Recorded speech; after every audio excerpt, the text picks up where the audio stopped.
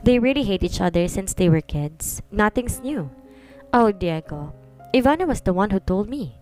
Sabi nito at saka tumawa pa. Really? And you really believe her? Siya naman ngayon ang tumawa kaya tumigil ito. What do you mean? Tanong ni Jordan sa kanya. Alam at ramdam na ramdam niya talaga ang pagka-interes itong pinapakita kay Ivana. He could feel it na gusto rin nito si Ivana simula na makita niya ito. He can tell in the way he stares at her in the party and in the time when he just arrived in here recently. Let's just say we just keep it as a secret between the two of us, Jordan, and I don't want anyone to know about it. Ngumisi siya ng konti para maasar ito. She'll just go to my bed stealthily if he did not know. Kahit di yun totoo, yun ang sinabi niya kay Jordan para tigilan na nito si Ivana. She is only for him and he don't like sharing. As if maniniwala ako dyan sa sinasabi mo. Si Jordan. Di naman kita pinipilit paniwalaan yun eh. But that is really the truth. Ngumisi ulit siya. Tingnan lang natin kung hindi ito maaasar sa kanya. Siya naman din parati ang nanalo sa mga awayan nila ever since. If that were really true, then I will just steal her away from you, Diego. Hindi pa nga sila ni Ivana, aagawin na siya nito. He would never let it happen. That will be impossible. Then that means he'll be facing death too. Banta niya dito and he is really serious with it. I am not scared, Diego. I did not ask you to be scared. Mabilis na sabi niya rin dito. You're not as rich as me, Jordan. You're not as powerful as I am, kaya wag na wag mo akong kakalabanin, knowing that you will already lose in the first place. Pagmamayabang niya rito.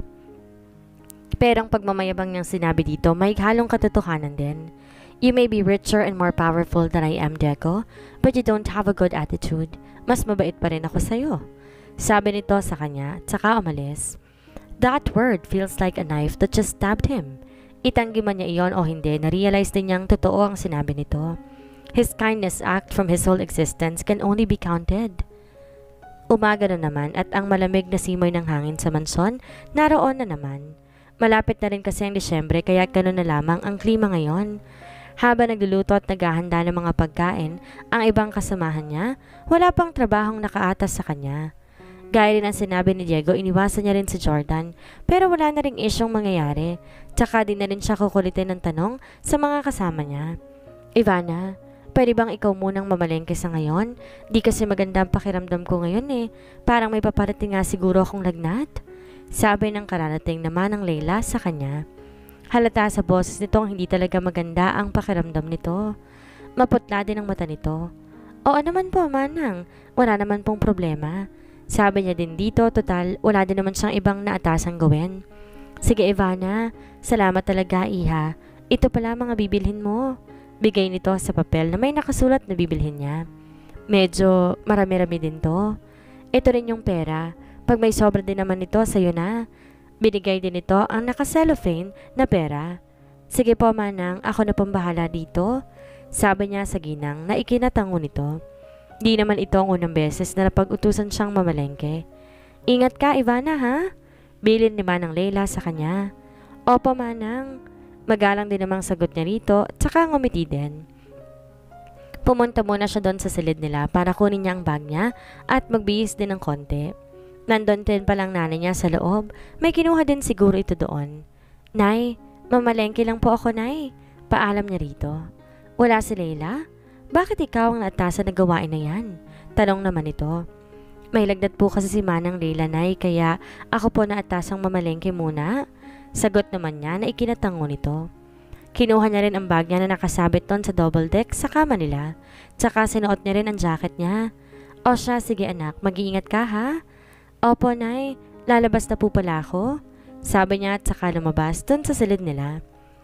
Pababa na sana siya sa hagdan na makasalubong niya rin si Jordan. Bakit niya ba to nakasalubong pa? Iniiwasan niya na nga ito eh. Ivana, saan ka pupunta? Napansin siguro nito ang bag na dala niya. Sa palengke po, sir. Ako po kasi naatasan sa pamamalengke ngayon. Sagot niya naman dito at saka humakbang paalis. Ivana, wait! Kaya napahinto siya sa paglalakad. Sasama ako, hintayin mo ako rito, sabi nito. Wag na sir. Di na niya natapos ang sasabihin dahil umalis na ito. Wala siyang ibang choice kundi ang hintayin to. Nakakainis. Habang hinihintay ito, siya ring pagdaan ni Diego sa gawin niya. Nakasimpleng short lang to at saka naka-jeans. Gwapo tong tignan sa suot nito ngayon. Ivana, saan ka pupunta? Tanong din ito sa kanya. Sa palengke po, senyorito. Ako po kasi natasang bumili ngayon eh. Sagot din naman dito. Senyorito muli ang tawag niya dito dahil baka may makarinig sa kanya. Ivana, let's go. Sambit ng pamilyar na boses sa likod niya. Si Jordan yon, nakabihis ng polo at itim na jeans. Mamamalengke pero ganitong bihis? Kakaiba naman sigurong outfit nito pero bahala na. Baka akalain din ni Diego na hindi niya iniiwasan ang lalaki. Hay, lagot na naman. Aalis na po kami. Baling niya kay Diego na masama ang tingin kay Jordan ngayon. Hahakbang sana siya paalis nang pigilan siya ni Diego. Wait, sasama din ako? Sabi ni Diego. Sasama rin to. Ayaw na nga niyang sumama si Jordan sa kanya. Sumama pa talaga siya. Paano na lang kaya kung mag-away at bigla-biglang magsuntukan ng dalawa? Paano kaya? Inawakan ni Diego ang kamay niya, tsaka humakbang palabas sa mansyon. Napatingin naman sa kanila si Jordan, tsaka tss. Hindi siya komportable, nahawak ni Diego ang kamay niya. Para kasing magka-holding hands. Mabuti na lang talaga at walang nakakakita sa kanilang kasambahay dahil nakaka-awkward. Nakakailang talaga.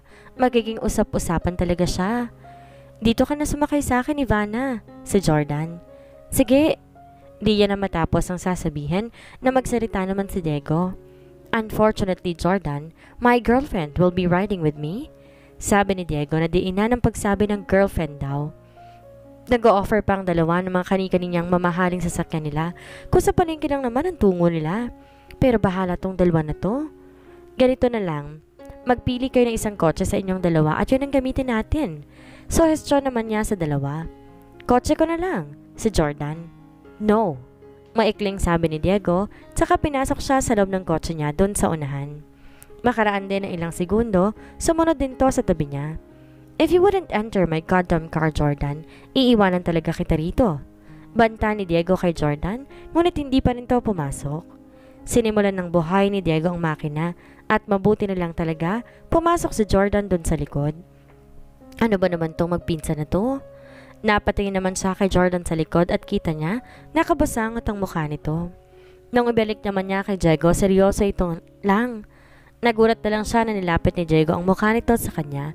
Parang may kinuha dun sa upuan niya. Ah, naalala na niya. Yung seatbelt na naman. Bakit ba palagi na lang talaga itong nangyayari? Bakit parati niya itong nakakalimutan tuwing sumasakay siya ng kotse ni Diego? Nang matapos to, kumindat pa ito sa kanya. Pero di niya yon binigyan ng kung anong mali siya, baka guni-guni niya lamang iyon. Tsaka baka nag-a-assume lang din siya. Seryoso lang to habang nagdadrive at siya rin ang nagtuturo sa kung saan ang daan patungo sa palengke. Papasok pa lang sa entrada ang sasakyan ni Diego sa palengke, marami ng mga taong nakatitig sa kotse nito. Why are they staring, Ivana? Inosenteng talong nito sa kanya. Di raw maganda ang sasakyan mo kaya pinagtitingnan. Sabat naman ni Jordan sa likod. Shut up! Kasi, bihira lang kasi ang mga mamahaling sasakyan na pumupunta rito sa palengke. Labis lang siguro ang pagkamangha ng mga tao. Sagot naman niya. Buong buhay niya rin naman kasi, ngayon lang siya nakakita ng magandang sasakyan, kagaya ng kay Diego na pinasok sa palengke at sa mataang lugar.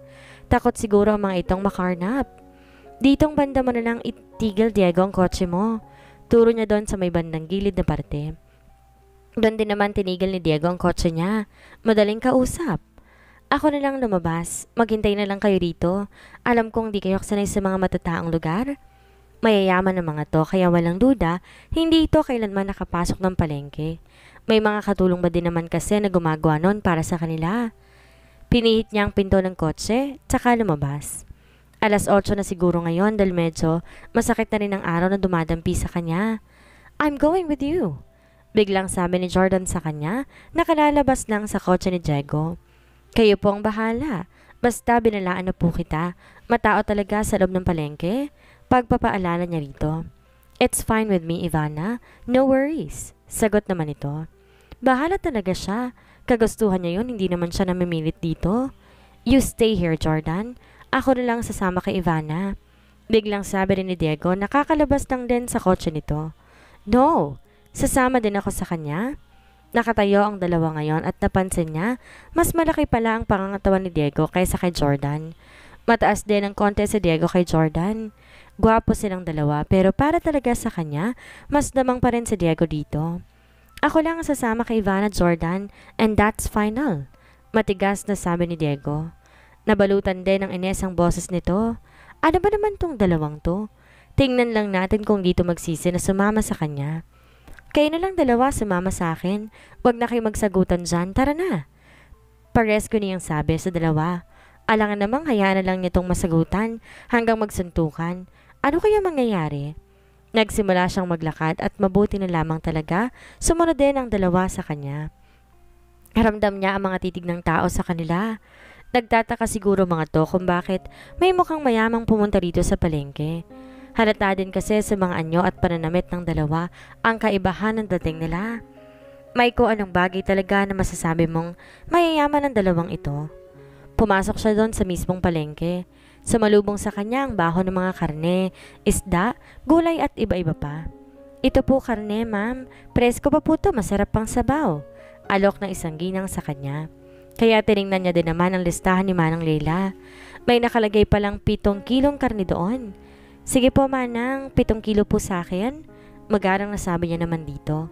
Kaya mabilis din itong sinabihan ng asawa nitong tagahiwa at tagatadtad ng karne. What kind of shit is place is this? Biglang sambit ni Diego. Nagsisimula na magreklamo ito kung nakipag-agon pa nga itong sumama sa kanya. Tinignan niya naman ang dalawang lalaking kasama niya at para siyang matatawa na makitang halos parang iwas-iwas ang dalawa. Marami ring dumaraan sa gawin nila pero mas natatawa talaga siya kay Jordan na nakasuot na maganda at mamahaling polo pero sa palengke lang palang punta. Ito na po ma'am, salamat. Lagay ng 7 kilong karne na nakaselopay ng gitnang malapit sa gawin niya. Ang bilis naman. Binayaran niya naman ito. Salamat din po. Sabi niya na matanggap din ang sukli niya. Kinuha niya ang karneng nakalagay doon pero may kabigatan pala ito. Pero bahala na. Kaya niya naman. Nagsimula din siyang maghakbang para bilhin pa ang ibang nakalagay sa listahan na biglang may umagaw sa dala niya. Give me that. Sabi ni Diego na ngay hawak na nito ang karneng hawak niya kanina. Salamat. Nag-uumpisa talaga siyang magtaka sa pagbabago ng lalaki. Siya dapat na nagbitbit ng karneng dala nito dahil made siya nito. Hindi yan dapat sana hiniyaan yun pero wala siya magagawa kung naagaw na nito. Alangan namang agawin niya ulit yun kay Diego. Pumunta siya doon sa gulayan habang nakasunod ang dalawang lalaki sa kanya. Di pa rin nawala ang titig ng mga tao sa kanila na karamihan mga babae. Ang kaninang maraming tao din mas dumami pa. Para bang dinagsa ang palengke dito ng dahil sa dalawang lalaking kasama niya? Napatingin siya ulit sa dalawang lalaki na parating nagiiwas sa mga tao sa palengke. Tsaka na rin sa ibang parindang ang iba ay may langaw pa. This place is not clean. Yuck! Sambit yon ni Jordan. Natawa siya ng patago sa sinabi nito. Napansin niya rin na nadumihan din ng mga damit na suot nito. Pumili din siya ng mga gulay na nakasulat sa listahan na ibinigay ni Manang Leila sa kanya. Tsaka binili ang mga yon. May kabigatan din yon at sa tingin niya, dobleng bigat nito kaysa karne kanina. Ako na magdadala nito, Ivana. Biglang sabi ni Jordan, tsaka inagaw ang dala niyang gulay.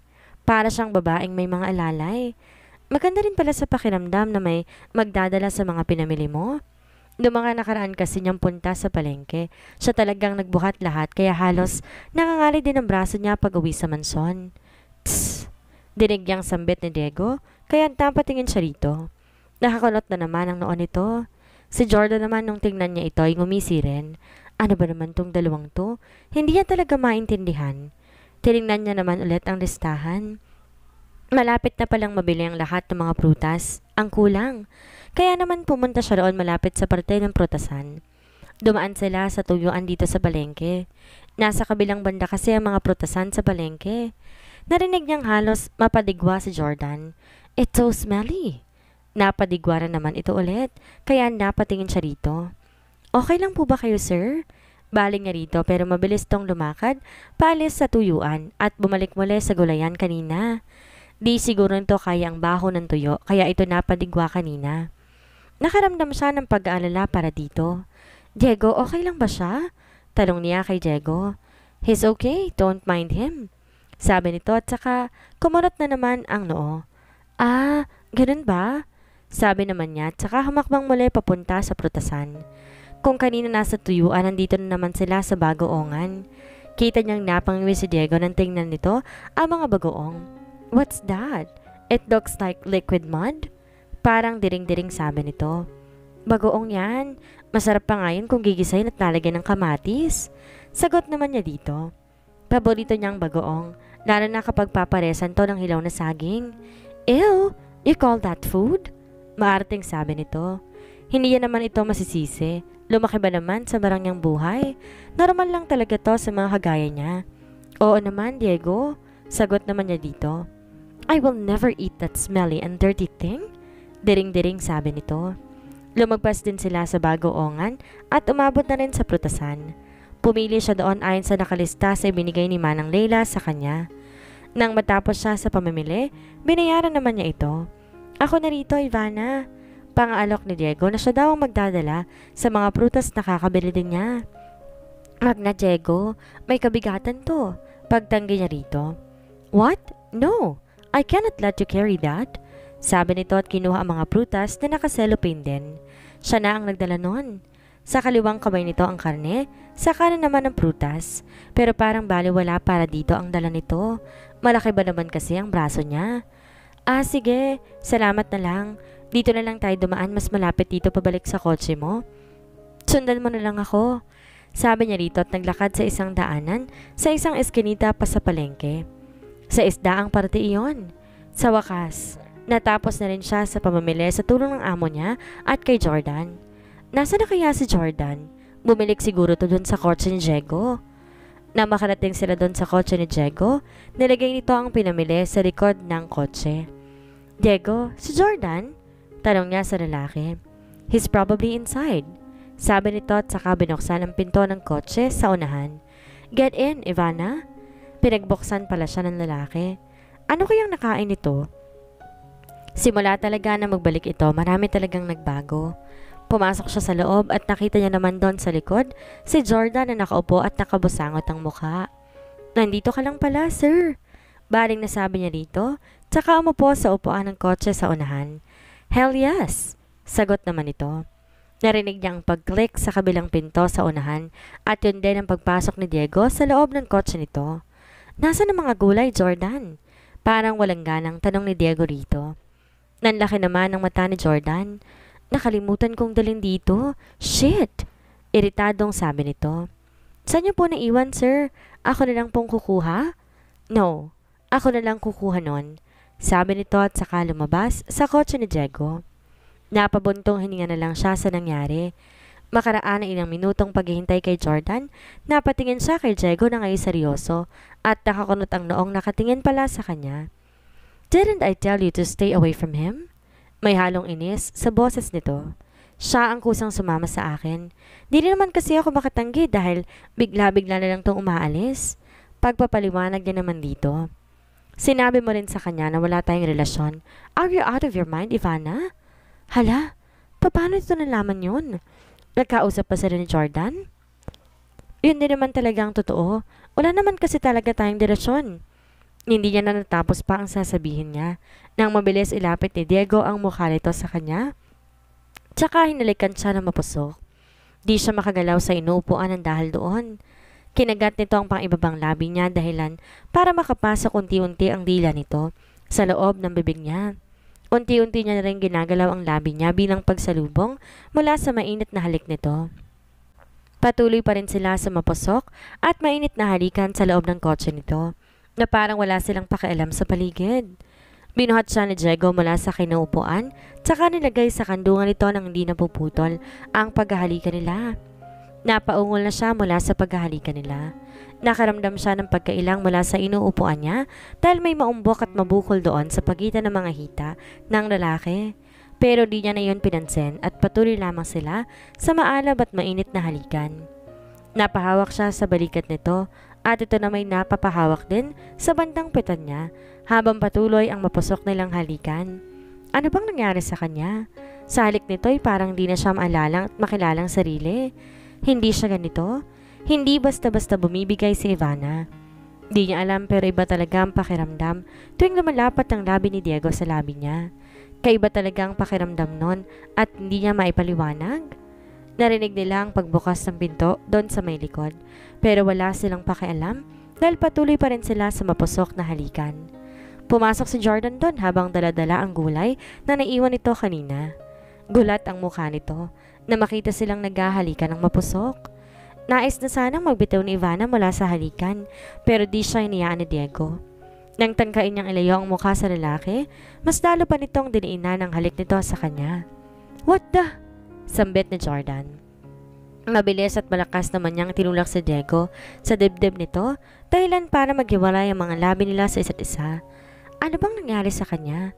Si Ivana pa ba tong nagkokontrol sa katawan niya? Naglaplapan sila ni Diego. Pinulahan siya ng mukha at napaiwas ng tingin dito. Naglaplapan sila. Kung di lang dumating si Jordan, baka saan pa nauwi ang halikan na yon. Iba na talaga to. Ibang iba na talaga.